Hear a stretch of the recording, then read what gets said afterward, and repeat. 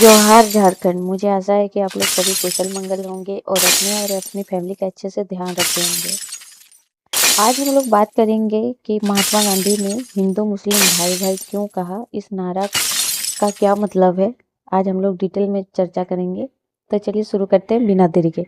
यह कहानी उस समय की है जब भारत अपनी आज़ादी की लड़ाई लड़ रहा था और महात्मा गांधी साबरमती आश्रम में रहा करते थे।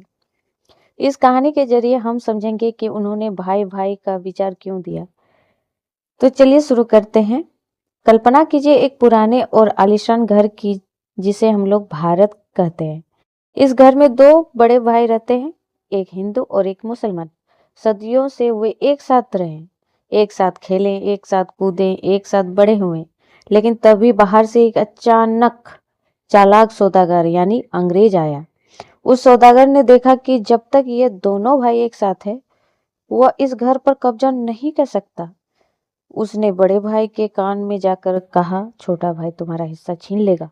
और छोटे भाई से कहा, बड़ा भाई तुम्हें इस घर से निकाल देगा। धीरे धीरे दोनों भाइयों के बीच शक की दीवार खड़ी होने लगी। तभी लाठी थामे एक बूढ़ा व्यक्ति यानी गांधी जी वहां पहुंचा। उसने देखा कि घर के दोनों भाई आपस में लड़ रहे हैं और बाहर बैठा सौदागर हंस रहा।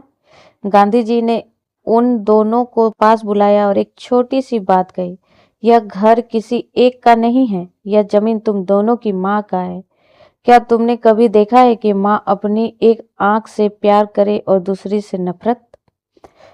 गांधी जी ने उन्हें समझाया कि अगर वे आपस में लड़ेंगे तो वे हमेशा गुलाम बने रहेंगे। उन्होंने खिलाफत और असहयोग आंदोलन के दौरान दोनों को एक ही मेज पर बिठाया और कहा, हिंदू और मुसलमान भारत माता की दो आंखें हैं।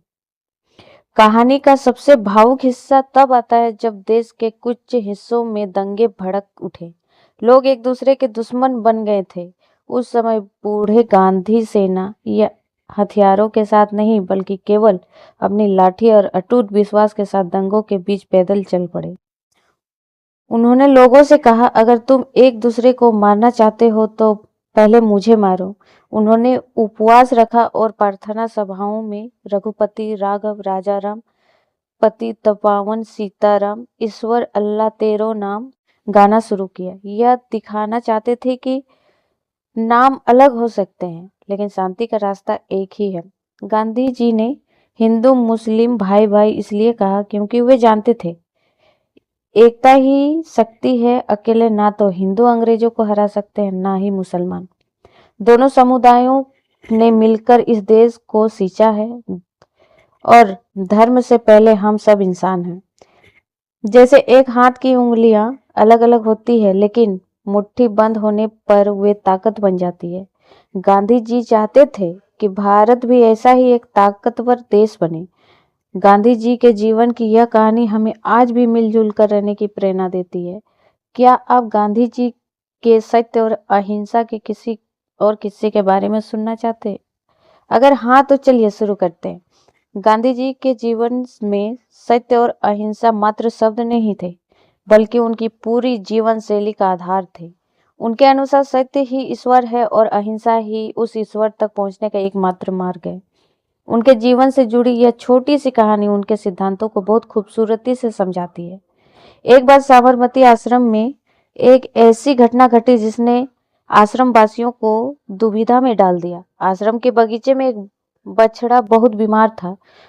उसे इतनी पीड़ा हो रही थी कि वह हिल भी नहीं पा रहा था और लगातार तड़प रहा था। डॉक्टरों ने कह दिया था कि इसका बचना नामुमकिन है और इसे केवल असहनीय दर्द ही मिल रहा है। गांधी जी ने एक कड़ा निर्णय लिया। उन्होंने कहा कि इस बछड़े को जहरीला इंजेक्शन देकर उसकी पीड़ा को शांत कर दिया जाए। आश्रम के कुछ लोग और बाहर के रूढ़िवादी लोग इस निर्णय से दंग रह गए। उन्होंने तर्क दिया, बापू आप तो अहिंसा के पुजारी हैं, फिर आप एक जीव की हत्या की बात कैसे कर सकते हैं? गांधी जी ने उत्तर दिया, अहिंसा का अर्थ केवल हत्या ना करना नहीं है, किसी जीव को असहनीय और व्यर्थ में पीड़ा तड़पते हुए देखना और उसका समाधान ना करना भी एक प्रकार की हिंसा है। यदि मैं अपने बेटे को इसी स्थिति में देखता तो उसके पास कोई इलाज ना होता। मैं तो उसके लिए भी यही प्रार्थना करता।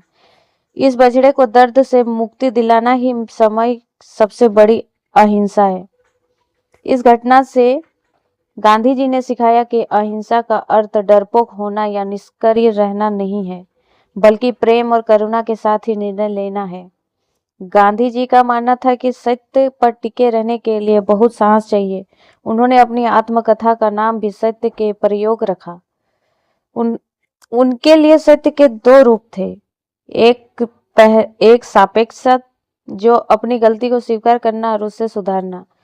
वह अंतिम सच्चाई या ईश्वर जिसे अहिंसा के माध्यम से पाया जा सकता है। गांधी जी का जीवन हमें सिखाती है कि सत्य और अहिंसा को अपनाने के लिए किसी विशेष स्थान की नहीं, बल्कि एक दृढ़ संकल्प वाले मन की आवश्यकता होती है। मुझे आशा है कि आप लोग को ये वीडियो अच्छी लगी है। Thank you.